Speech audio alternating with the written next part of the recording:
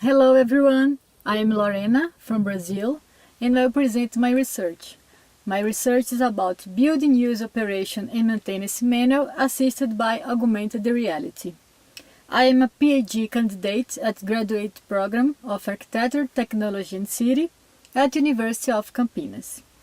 So, the Building Use Operation Maintenance Manual, also known as the Building Owner's Manual, is a document that provides all the information necessary to guide Brazilian homeowners maintain their buildings. However, such manuals are in most cases presented in the textual format with technical terms. So, a potential remedy to this situation is to enhance the traditional building manual using augmented reality that promotes new forms of interaction between the user and the building owner's manual. In a nutshell, augmented reality enables the display of virtual graphics overlaid on views of the real environment.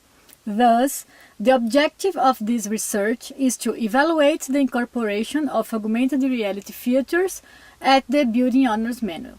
In order to qualify its use, the methodology adopted follows the design science research approach. In particular, the specific steps that were followed in this research include survey of owners, builders and building owners manuals, classify Brazilian building owners manuals, propose and develop a new form of building owner manual enriched by augmented reality. Characterize the features of augmented reality that can be applied to the owner's manual.